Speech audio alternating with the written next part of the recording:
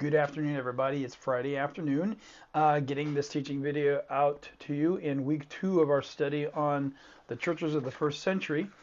This encyclical from Build International, a global network and apostolic network that we're a part of in the sense of um, a global conversation. And this is a part of that conversation where we're part of churches around the world that are discussing and thinking and implementing ways of returning back to the way of Christ and the apostles, that model and way of operating as churches and network of churches in light of what we read and study in the New Testament, the Acts in particular. And we're going to talk more about that in the section of the encyclical that we're talking about this week. There's also a second book that we made available to you, and both of these again were $15 a piece. I think we have sold all of these, so if you need either of these, they'll be available on Sunday, and they're $15 for the two of them. But this second booklet, Going to Church in the First Century, will be the focus of our study on October 11th when we get together, or 10th, I believe it is. Sorry, that's a Sunday, and that is where we're planning to have our community Lord's meal in October. So the second week of October. So keep that in mind. That'll be the focus of our time will be on this particular booklet, Going to Church in the First Century. And you can go ahead and start reading it and read it through multiple times and get familiar with it. It's a great fictional story, but based on lots of scholarly research that this is very likely the way gathering in the first century church would have been like, and that's at the subject of the heart of what we're talking about through this circular letter. Again, a document that's helping us engage in and be part of a global discussion that's going on among churches, and we're most again familiar with the same kind of work that's going on in Kosovo and Albania. The guys send their greetings. I was online with them for a couple of hours yesterday. Appreciate your prayers as I plan to make a trip back there in October. Still not sure about the details of that and the possibility, but appreciate your prayers for that. Also, Ukraine, Holland, many other churches here in the North America that we are engaged in conversations with around these aspects of what we call the way of Christ and the apostles. And we talked about that this last week. We've talked about that for a number of times. Another way of referring to the story of the New Testament, the way of things that happened in the New Testament story as we see Jesus and his church highlighted there. And that continues to be the basis of our story. And it's our task to think about that in the early church that we have in the documents of the New Testament and what that ought to look like today and the principles that undergird it, not only in terms of message but also method as well. And so that's what we're looking at carefully and why that's important over the next few weeks. So this is the second of our weeks together in this. And I'll just go right away to sharing screen and give you a quick orientation to basically books, pages 8 through 11. What we're doing is dividing the teaching week to week around the theses that are presented in the paper. And on page 8, the main thesis is presented. And so I want to talk about that today. We'll have then a discussion about it on Sunday when we gather as simple churches at 10 a.m. And just as we did last night in our first week of this study, we'll get together again on Zoom for an hour to an hour and a half on Thursday night from 7 o'clock on to field questions and other thoughts. We want to live with this matter for a time and let it just continue to roll around in our thinking and in our hearts and ask questions and discuss and even debate a little bit if needed be. That's what we're doing as a community around the subject of the churches of the first century. So just a quick orientation to what we're doing together. But let me get into the ideas of this second week. And I'll share that on my screen here just as if we were having a Zoom meeting together so that you can see that. And we'll put my image up here where you're not having to look past me to the presentation here. The second in the series I've titled Simply Expanding Spontaneously. The idea of simplicity and spontaneous expansion are the two ideas that we're getting up on the table this time. And the whole series I've entitled Around the Encyclical as the Core, Understanding the Churches of the First Century. That's what we need to do first in order to envision the church, the future of the church today. And we're thinking particularly about our Grace Church family, but also churches that we're involved with and influencing and partnering. So I'm going to just walk you through the core ideas, and again, I encourage you to have read through pages 8 through 11. But in essence, even trying to read through the entire encyclical, this little booklet, once a week, or just from time to time. It's a great size to carry around with you, to keep in your Bible or whatever, and just have it there to be able to look at and to refer to. And sometimes it may be just simply looking at and gazing at diagrams such as you see there, and trying to figure out what's going on.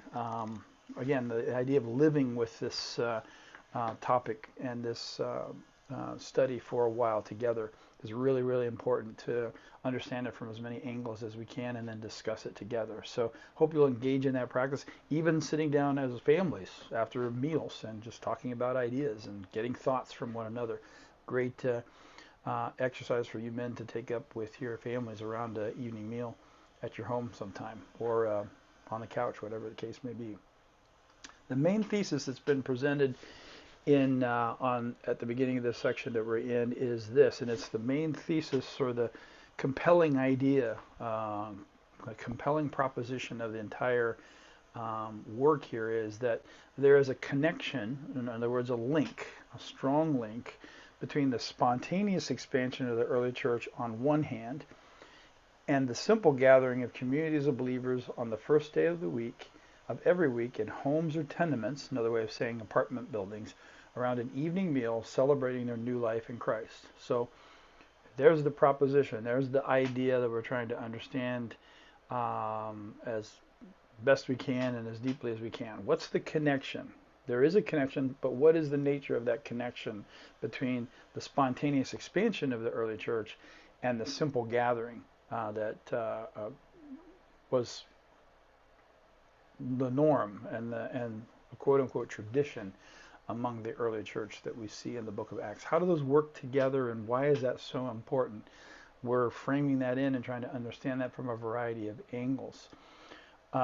What do we mean by spontaneous expansion? It's a word we don't use much. We think of spontaneous, we think of expansion. Spontaneity seems, we may have different ways of talking about it and thinking about it, but it's not a concept we're often daily challenged by or use. But here's a definition that we have out of the paper itself regarding this particular subject, the churches of the first century. And we're talking about the churches that we see particularly highlighted and the story told of in the book of Acts. The churches expanded throughout the Roman Empire in a spontaneous fashion, not according to a carefully detailed plan of man, but rather within the strategic intent of apostolic leaders who responded to open doors under the circumstantial and sometimes interventional direction of the Holy Spirit. So think about what spontaneous expansion is. How would you say that in your own words? What are we talking about here? How is it different than the way we often, what's the difference between a spontaneous expansion and a carefully detailed plan? What makes the difference? Why is the role of leaders? What do we mean by strategic intent versus detailed planning? Things of that nature. The story of Acts tells the story of a church that spontaneously expanded. What are the things that you think about or see in Acts that talk about or that point to spontaneous expansion? What makes it spontaneous? Expansion is obvious. They started with a small group in an upper room in Jerusalem after Jesus' resurrection and ascension, and then ended up of a variety of communities in a variety of places, from Jerusalem all the way to Rome, by the end of the book of Acts. How did that happen, and why is spontaneous expansion a good way to explain it? think about that. You're all mostly familiar with the story in Acts, but we're thinking about it with this particular idea in mind. Let me show you just visually what that looks like, and you've seen this before when I've talked about some of our work overseas and partnership and what it is we're trying to accomplish, but you can actually map spontaneous expansion in the first 3 centuries, which are really the focus of this paper, but particularly the first, because that's what we have the documentation in the New Testament about. But here's what the spontaneous expansion of the first century resulted in from Jerusalem to Rome. And each of the little red dots represents a city with churches in them, or churches, or a cluster of churches around a city or a region. And you can see, so from the time of Jesus's birth into his ministry, none of that existed. And then by the time John writes the book of Revelation, at least this existed by the end of the first 100 years of Christianity, even less than that. But by the time we get to AD 100, this is what is now existing and going on. So how did that happen?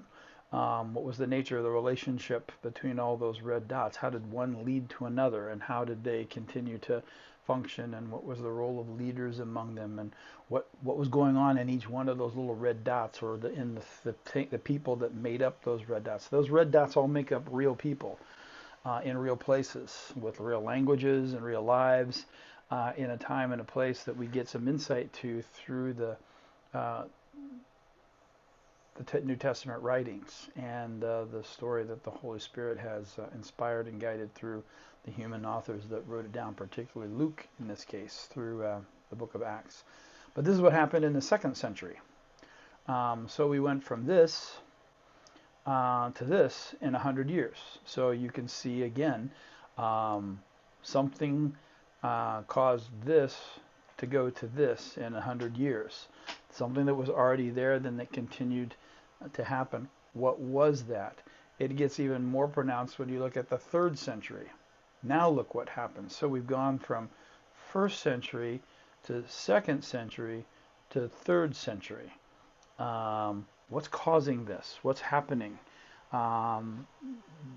What planning is going on? What elements are going on? What are the things that are happening at, again, each of the small levels of the red dots and the people within them, across those dots from one place to another, and leaders like Paul or Timothy in the 3rd century, it's not them, it's other later followers of Christ leading like Paul and Timothy were doing, and others amongst these churches. But what's causing this? Is it just by accident? Is it happenstance? And the pressing question that we'll have today and on Sunday is, and does God expect, and should we expect this kind of thing to happen today? Again, I just point back to the reality of Grace Church. Grace Church was planted, or started, I should say, in 1889. So that's over 100 years ago. We're almost at a century and a half. So if this happened in the 1st century, and then 100 years later this happened, if something was going on, if things were going on in the way that they were in the 1st century, and one church called Grace Church, or even Passaic Mission, I believe it was called back then, started back in 1889, what would this pattern look like had the same kinds of things been going on these last 150 years as were going on in that 1st century, that would have started with one dot in Passaic, and how many other dots would be in and around the area in a strategic, intended way, but not necessarily a planned way. We can kind of bring this into our own context and our own history when we think about it that way. So just again, starting in the 1st century, moving to the 2nd century, moving to the 3rd century. How did that happen? What was going on? How do we understand this thing called spontaneous expansion represented here? And then what's going on in the simplicity, or in the most simple, reproducible way in each one of those red dots, or even within them, because they may represent clusters of simple gatherings in a city that led to this kind of growth, and should we expect it today? Spontaneous expansion in the reading includes some key elements, and so these are outlined again. These are not my slides, these are just coming right out of the paper itself. So you see these elements listed there in the pages that we're looking at these days. The first element is that the scattering of the Jerusalem church through persecution, with believers spontaneously sharing the gospel as they went. We have an account of that in Acts. That's actually how the church in Antioch emerged. Believers were being persecuted after the stoning of Stephen, and scattered abroad into the eastern Mediterranean, and some along the way share the gospel and share the good news, even as far as Antioch in the very northeastern corner of the Mediterranean, and others begin to believe, and the apostles find out about it and send Barnabas up, and Barnabas then goes to get Paul, and they begin to form them into a church like the first church in Jerusalem. But how did that happen? Well, there's one aspect of spontaneous expansion.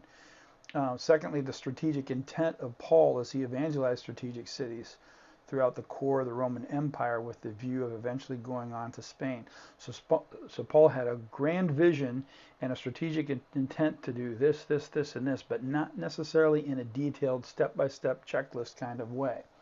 There was an intention to do this, and we even have accounts where Paul intended to go to that place, but it says that the Spirit of God prevented them. And then Paul has a vision and a dream about a man from Macedonia, which is modern-day Greece, and that's where he goes, but he does the same thing there as he was planning to do somewhere else, but the Spirit blocked him from going there.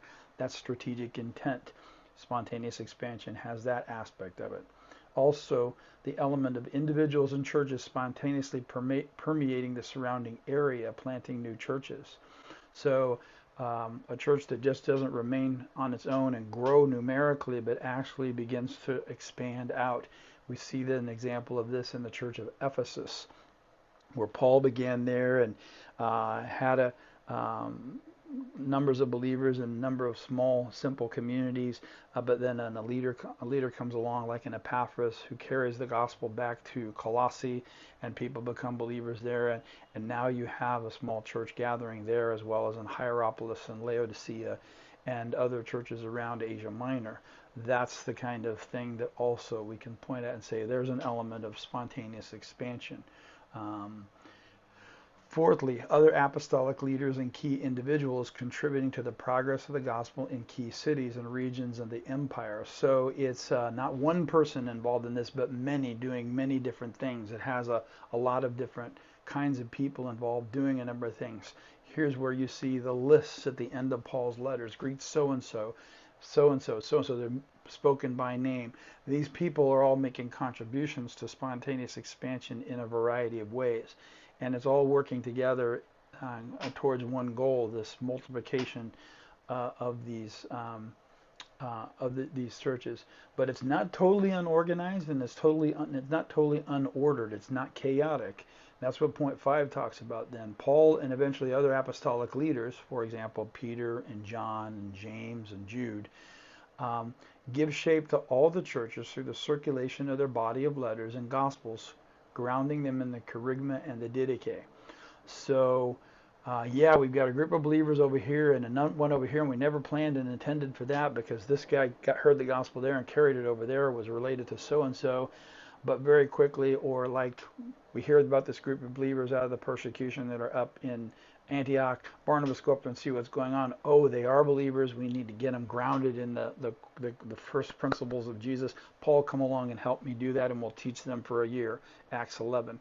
That's what we see doing. So it's not chaotic and unorganized. It looks like that from the beginning, but very quickly leaders come along and give shape to those churches and orient them to a common core of teaching, which we know as the gospel and the apostles' teaching, or the didache that we've talked about, the idea of first principles. That's also part of the spontaneous expansion here. So it's not just constantly changing and constantly diverse and constantly chaotic. There is order to it, but it's not an order that's controlling and hierarchical and dominating, but it's an order that's responsive, so that more of that can happen.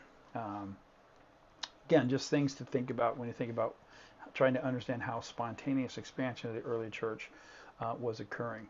Good quote here. There's actually this phrase comes from the title of a book, The Spontaneous Expansion of the Church, one of 3 books written by Roland Allen, who was a missionary in India, I believe. I once thought it was China, but I believe it's India. I'll have to double check that. Um, but he was relatively fresh to the mission field there, and others had been there long before him. And he's looking around and saying, this doesn't look anything like what I see happening in the New Testament.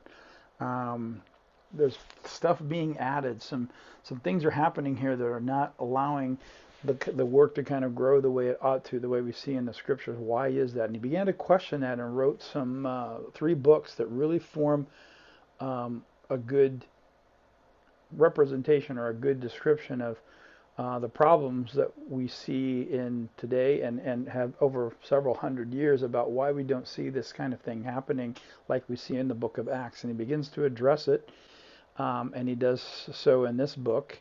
It is not the Bible, but he's referring to the Bible and saying, we're doing something different than the way the Bible is doing it, the way the New Testament and its leaders are doing it, because the results are very different.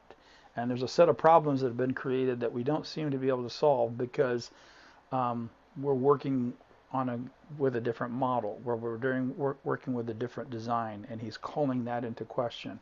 And they ran him off the mission field because he created so much controversy to those who are already there.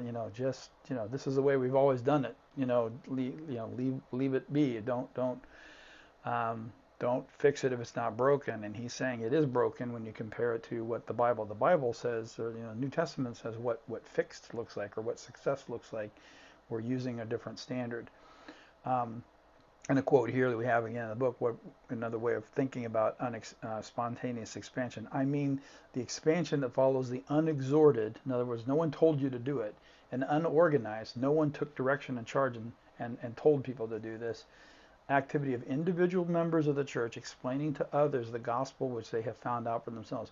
You're never going to believe what happened to me and what I know now about Jesus, let me tell you. I mean the expansion which follows the irresistible attraction of the Christian church from men who see its ordered life and are drawn to it by desire to discover the secret of a life which they instinctively desire to share. Wow, those people sure look like they have their act together. There's something unique about them. I am missing that. I want that too.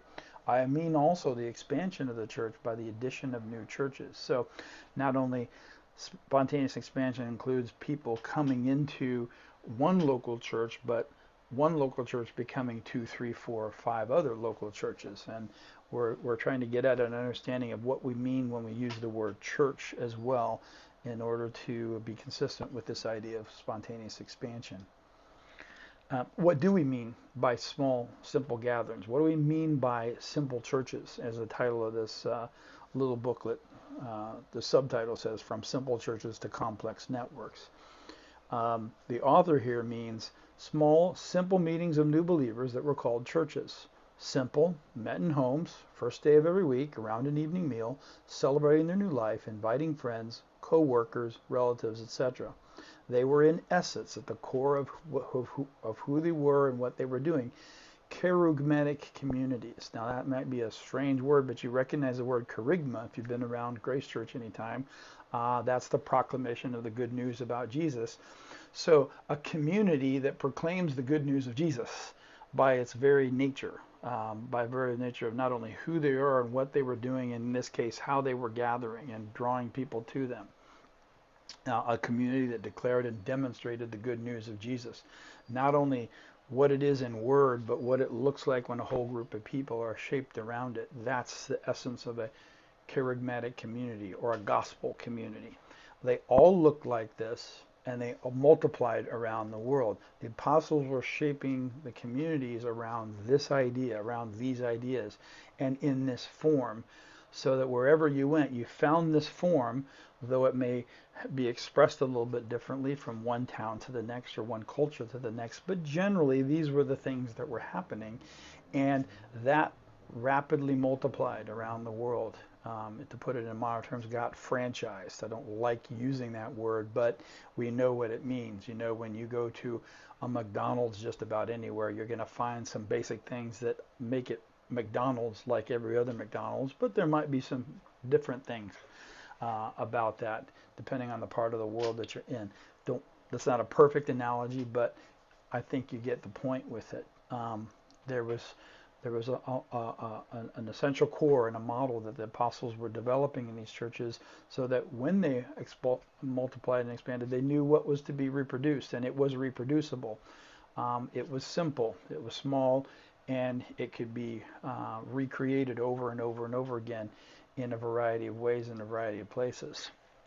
Some of those elements we have right there in the early part of Acts, the description of the first church that Luke gives us about the church in Jerusalem after Peter stands up and gives the kerygma of the gospel, the proclamation of Jesus, and 3,000 people respond and are baptized. And immediately, what did they do?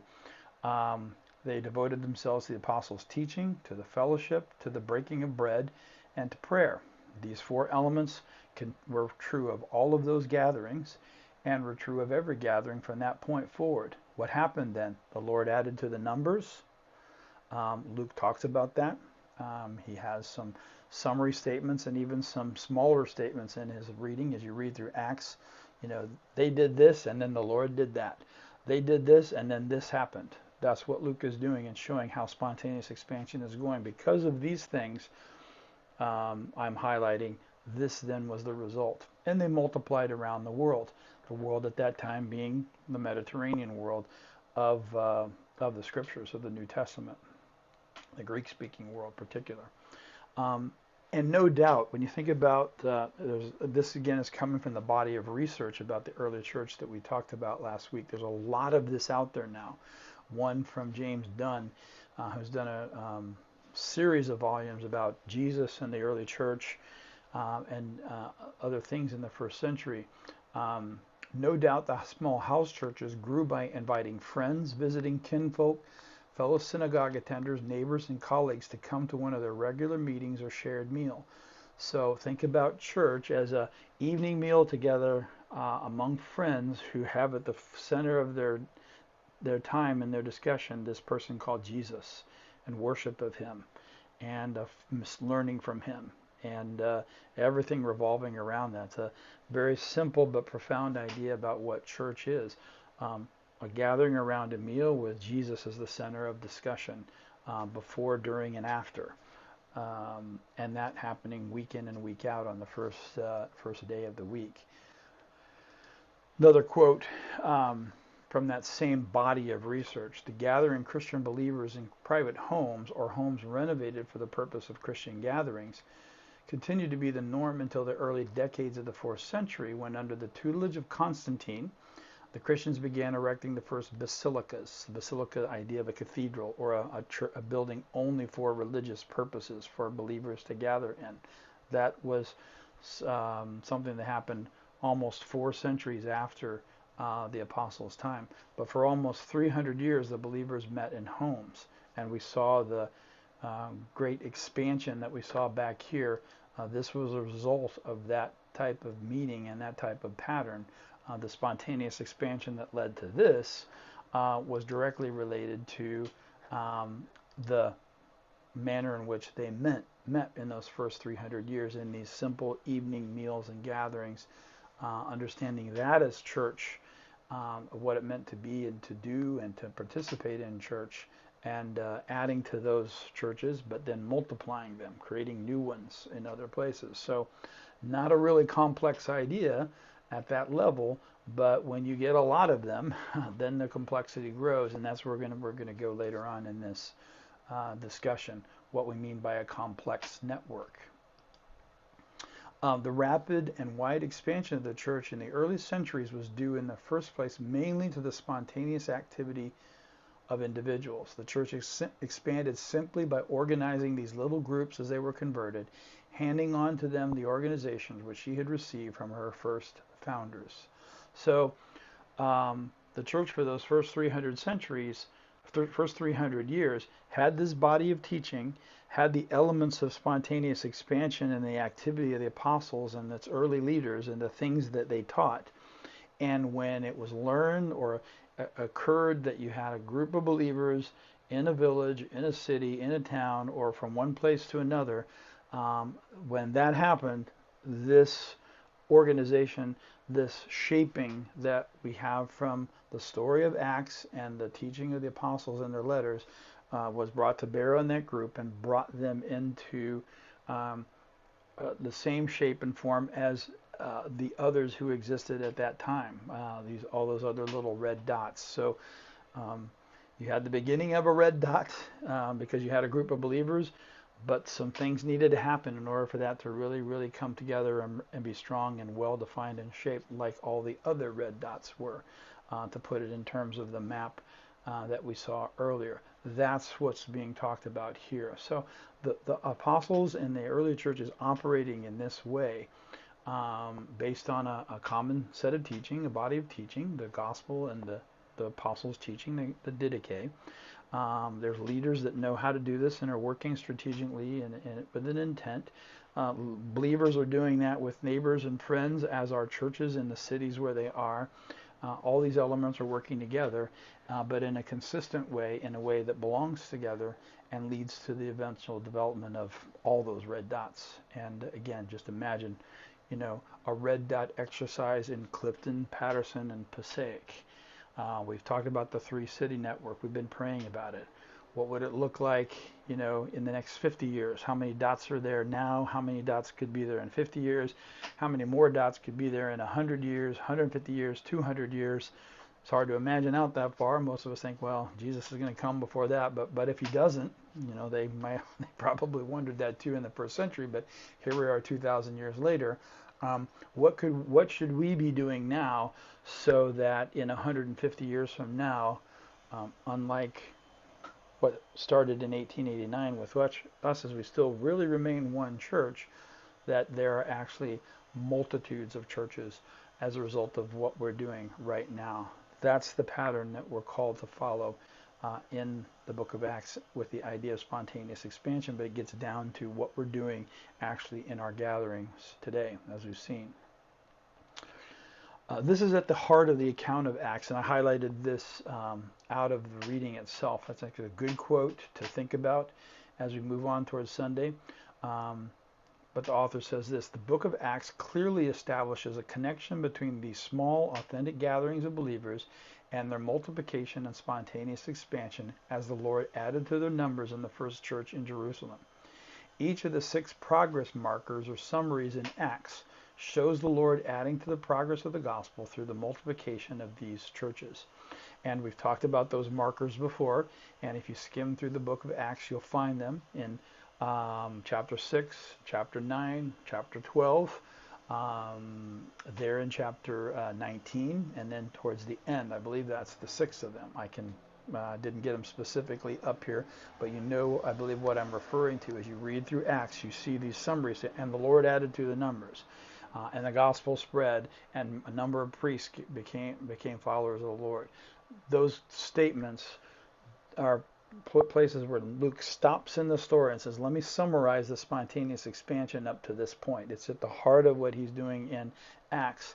And the things that he includes in this story are there to help us today understand, because of these things, that happened. And what we need to look at carefully is the things that he highlights and say, are we engaging in and doing those things in those ways that might end up in those kinds of results as we go forward in our time.